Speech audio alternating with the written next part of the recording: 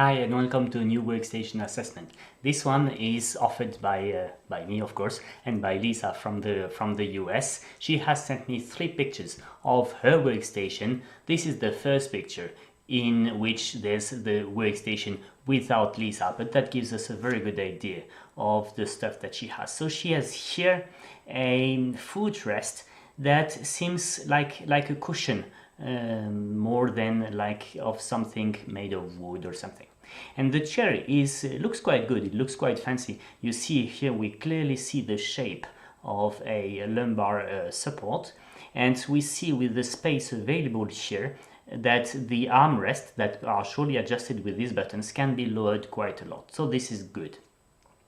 Lisa uses what seems to be a Varidesk, which is a system that allows you to transform a normal table into a sit-stand desk. I will discuss the pros and the cons of this very system in a second. And Lisa uses a mouse like this one, but we will see on a later picture, I think she also has a vertical mouse, a curved keyboard, angled keyboard, sorry, and she uses 2 screens. Lisa told me that basically she has pain in the upper back, upper mid back, and in the lower back and the hip, and she finds it difficult to find a proper sitting posture. So let's see how she does it. Well, here is Lisa, and you see, if we start the analysis in the feet and move upwards, remember that the goal of having your feet on something is that your feet can push you back into the chair, where your pelvis will meet the lumbar support, which stabilizes the spine. Here we see that Lisa is deep into the chair, i.e. she's resting her belt against the lumbar support, but that doesn't seem here in the feet, that doesn't seem like a very firm support from the feet.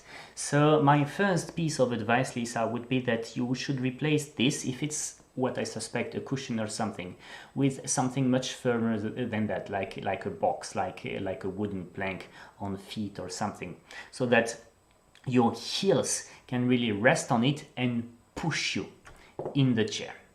I'm quite happy with the way you rest your lower back here, and well, your spinal posture doesn't look bad at all.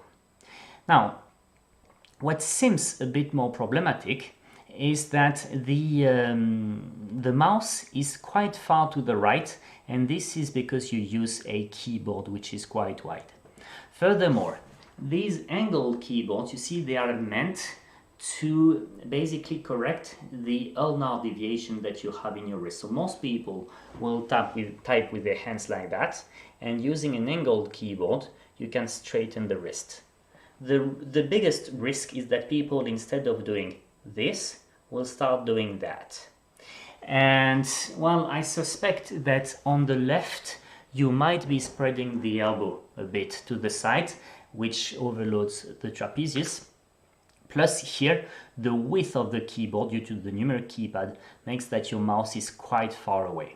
So I would advise you to reconsider your use of a numeric keypad and wonder if you really need it. If not, a compact keyboard may be better for you, because it will help you keep the mouse closer to you. Now, let's go to one of the issues I see with the Varidesk. You see, with the Varidesk, the problem is that the horizontal space between your keyboard and the screen is actually very small. In other words, you sit really close to your screens. And we have seen in the previous picture that Lisa has 2 screens. You see, the issue with 2 screens is that 2 screens is wider than your visual field, so you have a lot of neck rotation and asymmetric postures. But these neck rotations will be even more if you're close to your desk, like on a Varidesk. So what I suspect is that you, Lisa, spent a lot of time with your head turned in one direction or the other. This impression is reinforced by the fact, okay, I'm not too sure what I'm saying now, but I have the impression that the screens are placed kind of in a V shape in front of you, yeah? Meaning that in front of you there's actually nothing, yeah? There's just the limit between two screens. If you work on your left screen, you turn your head to the left. If you work on your right screen, you turn to your right, but you never work straight in front of you.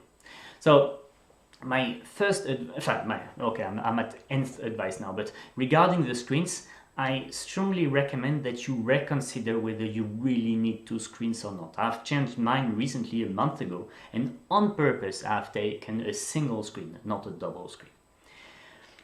If you really need two screens, then you should try to have one screen in front of you, which you use for 80% of your tasks also, and the other one on the side of your dominant eye, which you use less than 20% of this time. So it's really a control screen from which you bring the active window to the screen placed in front of you. So the goal is really that you try to reduce these rotations, which I think are quite frequent in your way to work. I'm also not too happy. I think that it can also create visual fatigue, you know, to be so close to the screen, and that visual fatigue may lead to not seeing clear, and as soon as you don't see clear, you go head forward. So that would be another reason for strain in the upper trapezius. So if I summarize regarding arms and shoulder, I see already three potential reasons for strain in the upper trapezius. Reason number one, elbows spread to the side, due to, in particular, the width and the shape of the keyboard. Reason number two, screens are too wide. Reason number three, visual fatigue due to being too close to the screens. You will, however, observe that it seems that Lisa has done a great job in terms of placing the window to her side, or really rather placing the desk in such a way that the window is to the side. So it doesn't seem that she has either reflections on the screen or direct glare. So well done, Lisa.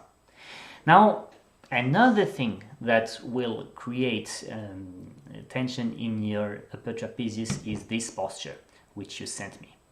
You see, this is when Lisa is tired.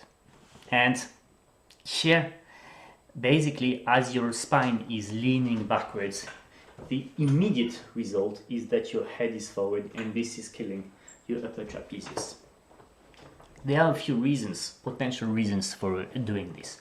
One reason is that you're not enjoying enough of a lumbar support. If you glide a bit in the chair, which seems to be the case here, your shoulders will come in contact with the backrest, and the more they contact the backrest, the more you glide. Yeah, so it's actually a vicious cycle. So thing number one, if you glide in your chair, well, maybe you can consider putting a small piece of anti-slip mat so that it keeps you from sliding. Reason number two is that some of us have the bad habit of having their mid-back slightly too far back.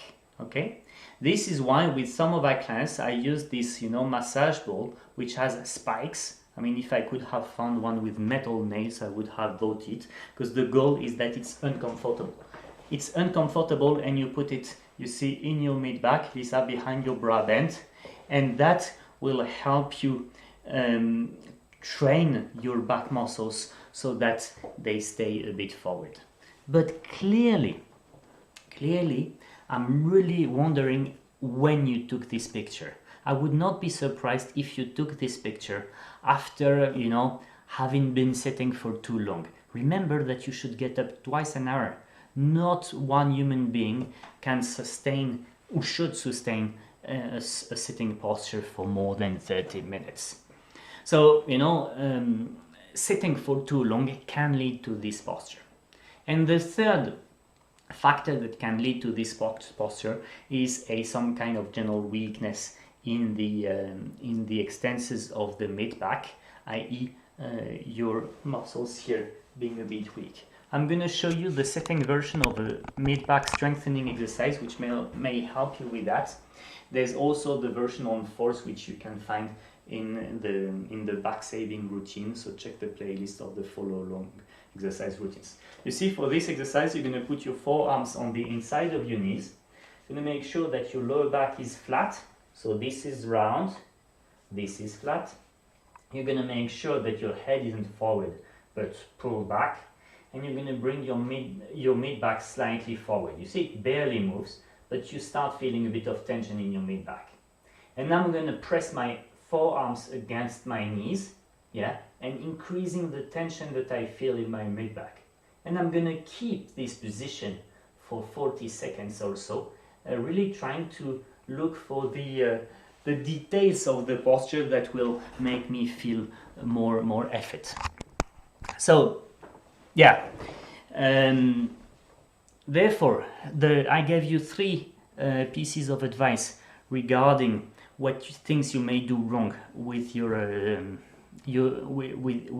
arms, elbows, and neck. I also recommended that you replace the foot support by something a bit stronger. And regarding your sitting posture, I advise that you use a piece of anti-slip under your buttocks, that you put something uncomfortable behind your bra band so as to stay a bit forward, but that you take very frequent sitting breaks, and that you do the mid-back strengthening exercise that I've showed you. And but I really suspect that this is linked to some kind of tiredness, and that this requires more frequent breaks. I hope that helps you, Lisa, and to you all. Well, you see, I'm very happy to offer you free workplace assessments if you're happy to offer your pictures so that everybody can learn from you. You can blur your face if you like, of course, no problem. But keep sending your picture. The more I'm having a number of them in stock, so give me a bit of time to publish the video reviews. But it's a great pleasure to publicly help you so that everybody can learn from your good or less good experience.